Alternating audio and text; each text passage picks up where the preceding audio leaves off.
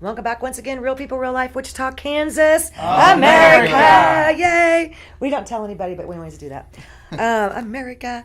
And I'm really, really excited. Art, you are from Salina, correct? Yes. Okay, why don't you go ahead and introduce yourself and tell us what's going on, honey?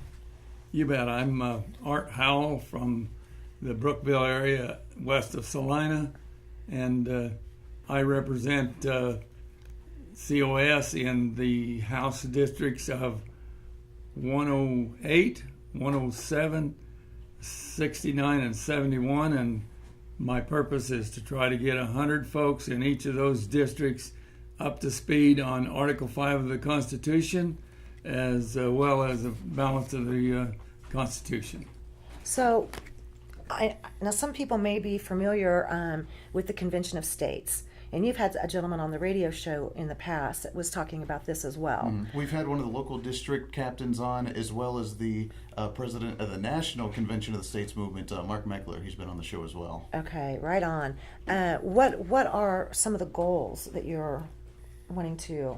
Well, of course, we're trying to get the Article 5 Convention of States project application through the Kansas legislature. So the purpose is to get enough of their constituents, contact them in support of Article 5 to get them to approve the application for an Article 5 Convention of States. Right. And Is that going to be tough? we had fairly good success a year ago. We got out of the committee of the House and through the House, but the House is one of those few states that requires supermajority, and they couldn't quite get that.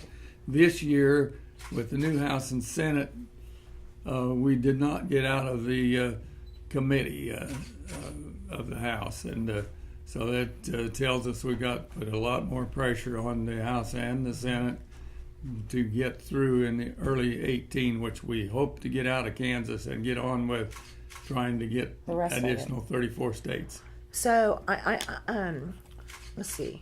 What I was reading part of this a minute ago. When 38 states ratify an amendment proposal, it becomes part of the Constitution. So kind of walk us through. 34 states submit applications for convention dealing with the same subject. Congress must set the day and time for the start of the convention. It has no other discretion. The convention drafts language for proposed amendments on the topic specified by the state applications, one state, one vote. So I don't know how many people are even familiar anymore, with this. What do you think, Mike? Are people? I don't think they are. I'm familiar with the concept and with the ideal. It's a constitutional concept that is made mention of, and it's certainly a part of our early history. And I think part of it is that people are not aware that the individual states, have rights that are outlined in the Constitution. So I don't think that a lot of people are aware of it. If they are aware of it, I don't know why the problem would be in the state of Kansas, for example, to ratify it, to get it through. But that's the state we're in. It's very difficult for whatever reason, because as you mentioned, Kansas is one of those states that you have to have 3/4 of the vote, 75%, and for whatever reason, whether it's because of people being uneducated, because maybe they're scared that they don't think it's a modification of federal law, but just an overhaul of like when we convened during the Articles of Confederation and threw it out and started the Constitution, they're afraid that something like that's going to happen again. Obviously, it's more difficult to do now that we have 50 states as opposed to 13 states or whatever they wanted to do it back then. So it's more difficult. But yeah, I mean, we get 34, 38 states. We can actually convene and we can present an amendment to the U.S. Constitution to start bringing the federal government back in restraints again. That's completely legal through the constitutional bounds that we have. And it was intended to have another access for the people to be able to keep federal government in check. And it's one of those that kind of fell to the wayside. Which one of those issues, too, that we've gotten to the place where we don't realize the individual power that states have. Exactly. And, What it's the closest thing to a legitimate revolution that will ever happen again. I mean, it was easy in the 1700s. I know a little bit about our first revolution. And because news took 2 months to get 150 miles, you were able to organize and plan and plot and make accomplishments. Now, the 6 of us don't have 5 minutes until helicopters are in the air if we're too devious. Right. You know, Yeah. so a revolution like we learn in our books in school will never happen again. It can't.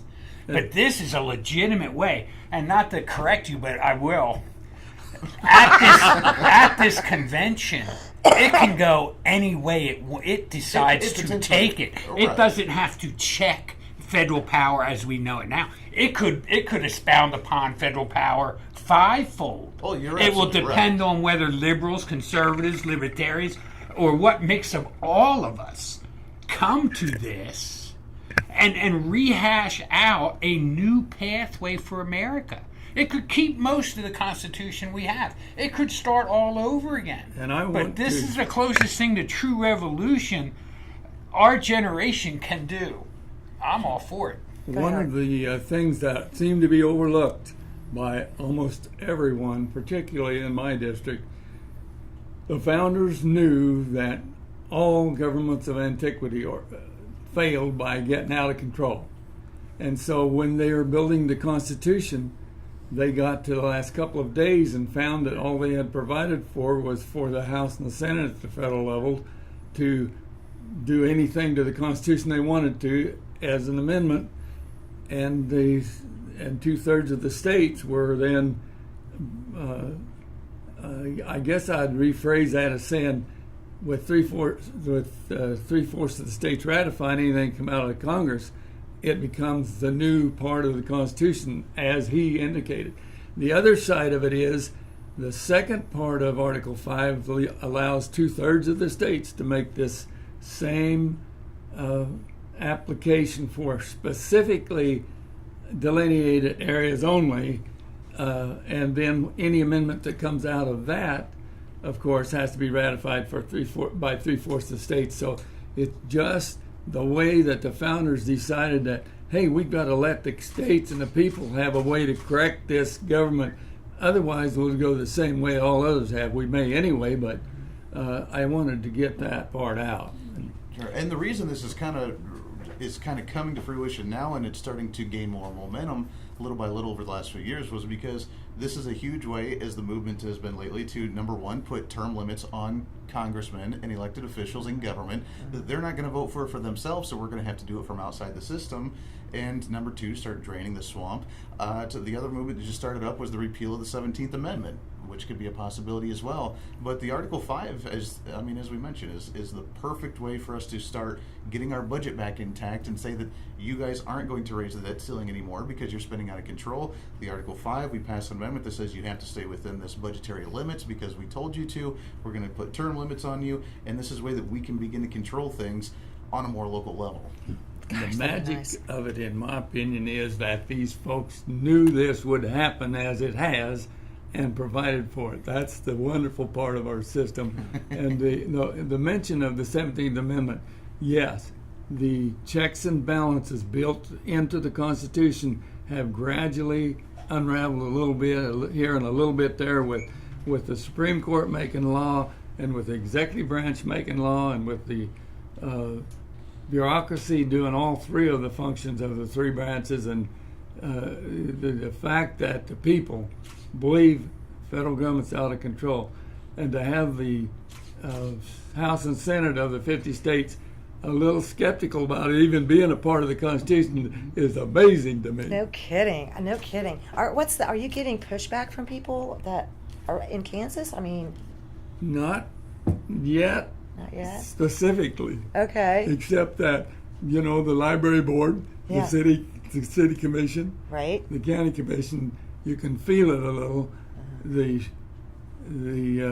But nothing overt. The real problem is with the House and the Senate, local House and senators. Three of the four House members are supportive, but not like the governor of Texas was, and that's what we need. Yeah. And our senator so far has been very careful not to agree to help us with the. Really? But he's this is his first term. Okay. He was just elected, and so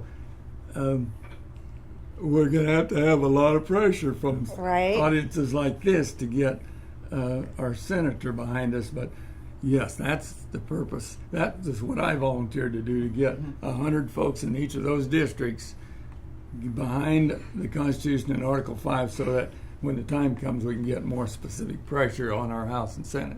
I think Okay. one of the points that David Woody brought out, it's not David Woody, he's Woody, he's also David, and he's also Ben Franklin. And he's also Ben Franklin.